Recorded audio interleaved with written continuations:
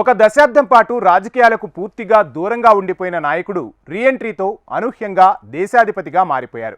రెండేళ్లలోనే పార్టీని అధికారం పీట మీద కూర్చోబెట్టి తన రాజకీయ చిత్రతను చాటి చెప్పారు.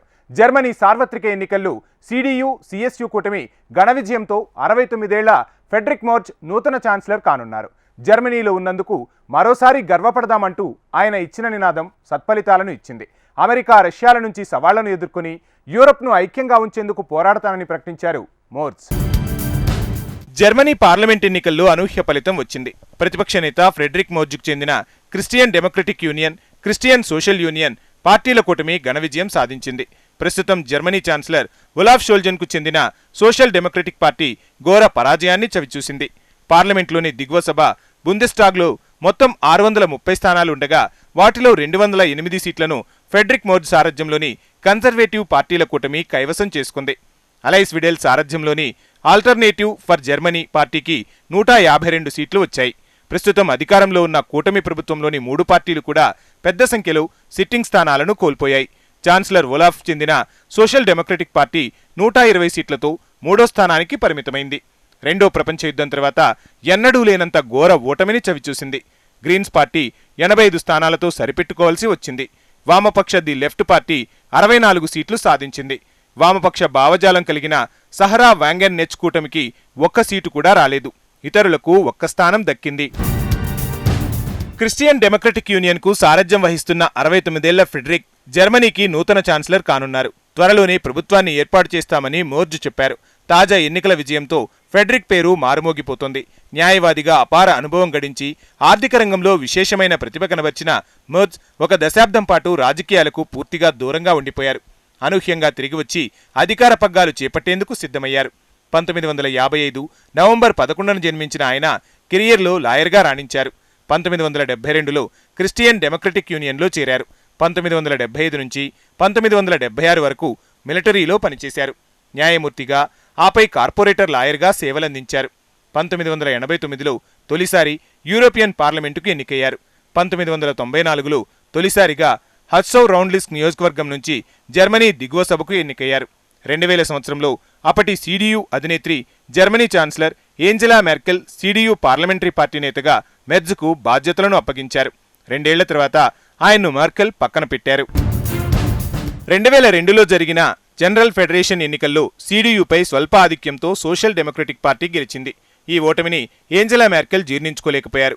అప్పట్లో ఫ్రెడరిక్ మెర్జ్ను విఫల నాయకుడిగా అభివర్ణిస్తూ మీడియాలో కథనాలు వచ్చాయి. ఫ్రెడరిక్ మెర్జ్ పార్టీలో ఆధిపత్యం కోసం ఏంజెలా మెర్కెల్తో పోటీపడి అలసిపోయారు. దీంతో చివరకు 2009లో క్రియాశీల రాజకీయాల నుంచి తప్పుకున్నారు. ఆ తర్వాత రాజకీయాలు వదిలేసి పలు పెట్టుబడుల బ్యాంకుల బోర్డుల్లో సేవలందించారు. దాదాపు 10 సంవత్సరాల తర్వాత 2018లో రాజకీయాల్లోకి తిరిగి వచ్చారు. 2021లో పార్లమెంట్ ఎన్నికల్లో పోటీ చేసి గెలిచారు. ఆ ఎన్నికల్లో సొంత పార్టీ అధికారాన్ని కైవసం చేసుకోలేకపోయింది. పార్టీలో కీలక నేతగా ఎదిగి చిట్ట చివరకు 2022లో పార్టీ చైర్మన్గా ఎన్నికయ్యారు. ఆల్టర్నేటివ్ ఫర్ జర్మనీ పార్టీ మూలాలు దెబ్బకొడతానని ప్రతిజ్ఞ చేశారు. రాజకీయ, ఆర్థిక, రక్షణ వ్యవహారాల్లో ఉత్తర అమెరికా దేశాలతో యూరప్ దేశాలు కలిసిమెలిసి ఉండాలనే అట్లాంటిక్ వాదాన్ని మెర్జ్ మొదట్నుంచి గట్టిగా వినిపించేవారు. ఈ ఒక్క విషయంలో జర్మనీలో ఎక్కువ మంది అతన్ను గతంలో బాగా విమర్శించేవారు. అయినా సరే అమెరికా, కెనడా వంటి దేశాలతో జర్మనీ సత్సంబంధాలు దేశ భవిష్యత్తుకు బాటలు వేస్తాయని బలంగా వాదించారు. రష్యా దురాక్రమణను వ్యతిరేకిస్తున్న సిడియు కూటమి జర్మనీలో త్వరలో ప్రభుత్వాన్ని ఏర్పాటు చేయడం ఉక్రెయిన్కు ఒక రకంగా సానుకూలమైన వార్త. ఫ్రెడరిక్ మెర్జ్ సారథ్యంలోని సర్కార్ ఇక మీదట ఉక్రెయిన్కు తగు రీతిలో ఆయుధ, ఆర్థిక సాయం చేసే వీలుంది. మరోవైపు జర్మనీ, అమెరికా సత్సంబంధాలను మరింత పటిష్టం చేస్తానని మెర్జ్ స్పష్టం చేశారు. ఏప్రిల్ 20న ఈస్టర్ పండుగ జరగబోతోంది. అప్పటికల్లా ప్రభుత్వాన్ని ఏర్పాటు చేస్తాం.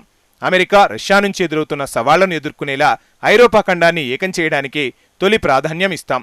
ఇటీవలే జర్మనీ ఎన్నికల్లో ఎలన్ మస్క్ వచ్చి ప్రచారం చేశారు. అమెరికా అధ్యక్షుడు డొనాల్డ్ ట్రంప్, ఉపాధ్యక్షుడు జేడీ వాన్స్ బహిరంగంగా జర్మనీ రాజకీయ పార్టీ ఆల్టర్నేటివ్ ఫర్ జర్మనీకి మద్దతు ప్రకటించారు అని ఫ్రెడరిక్ మెర్జ్ చెప్పుకొచ్చారు. అమెరికా మాత్రమే ఎదగాలనే అమెరికా ఫస్ట్ నినాదం వాస్తవ రూపం దాల్చితే అమెరికా ఒంటరైపోతుంది. అలా కాకుండా ఇరుపక్షాలు లాభపడేలా జర్మనీ, అమెరికా బంధాన్ని బలపరుస్తా. అమెరికా సత్సంబంధాలను తెంచుకుంటే యూరప్ దేశాలు మాత్రమే దెబ్బతినవు. దాని పరిణామాలను అమెరికా కూడా అనుభవించాల్సి ఉంటుంది అని ఎన్నికల ముందస్తు ఫలితాలొచ్చాక తొలి మీడియా సమావేశంలో మెర్జ్ వ్యాఖ్యానించారు. యూరప్ దేశాల కంటే దేశ స్వీయ ప్రయోజనాలకే ట్రంప్ పెద్దపీట వేస్తున్న వేళ మెర్జ్ ఈ అంశంపై మాట్లాడటం గమనార్హం.